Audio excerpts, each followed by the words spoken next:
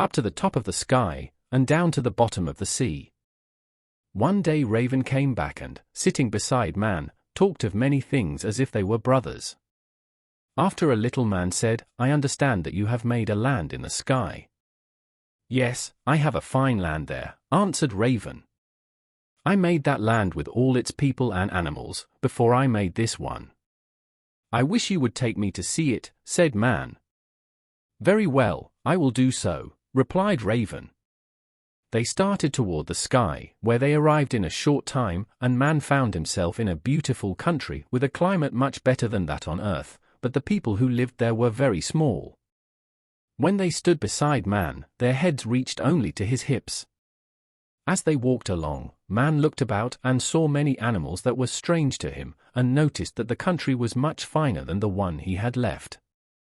The people living there wore handsome fur garments nicely made and embroidered with ornamental patterns such as people on Earth now wear. Man got the patterns, and when he came back to Earth he showed his people how to make the handsome garments, and the patterns have been retained ever since.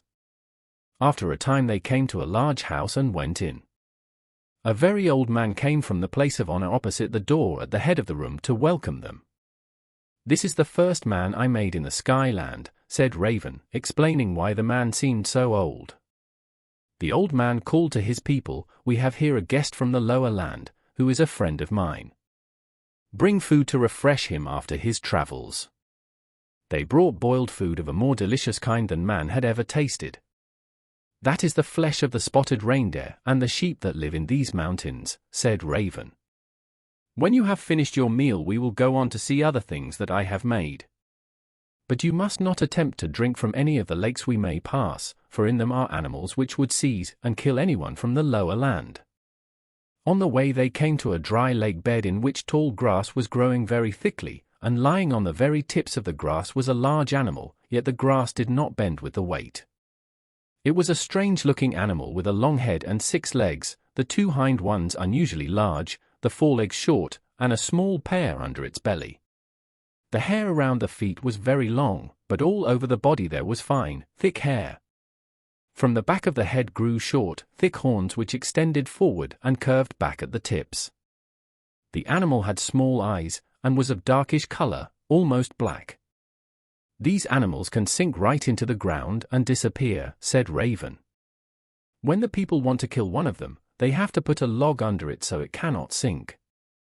It takes many people to kill one, for when the animal falls on the lower log, other logs must be placed above it and held down, while 2 men take large clubs and beat it between the eyes till it is dead."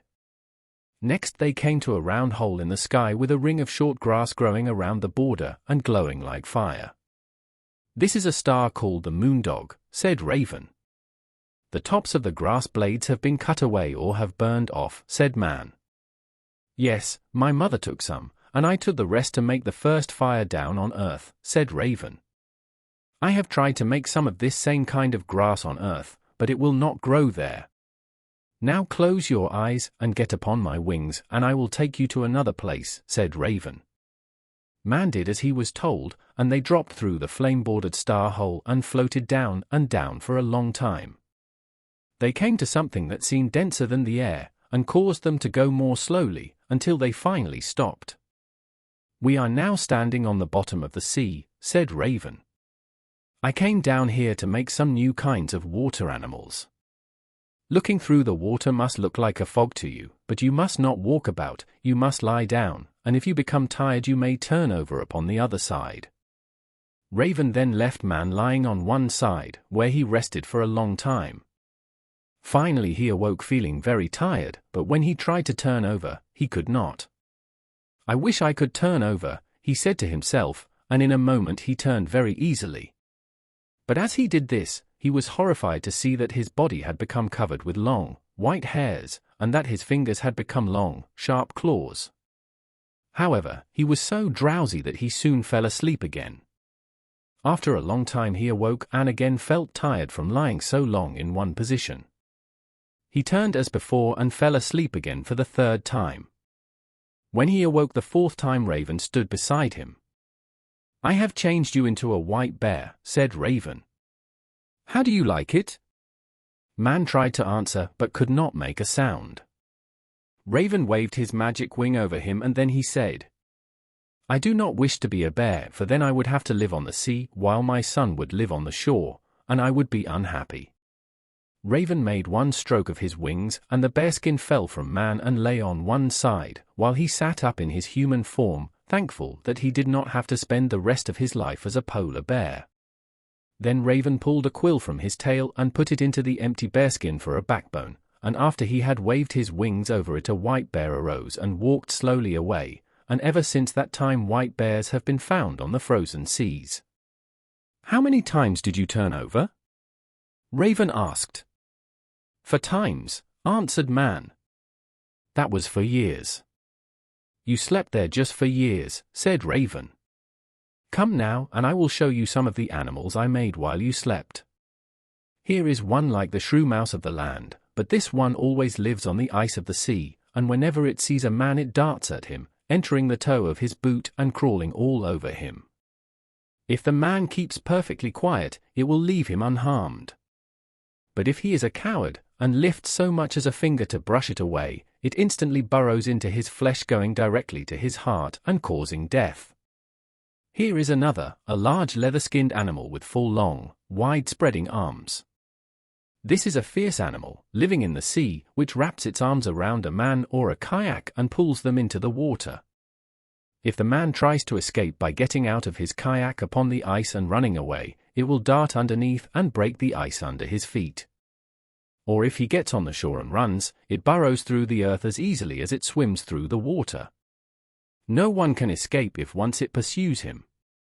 "Why did you make such an animal?" asked Man. "This is like man's own misdeeds, from which he cannot escape," replied Raven. Raven then showed Man several other animals, one somewhat like an alligator, another with a long scaly tail with which it could kill a man at one stroke, some walruses, an otter, and many kinds of fish.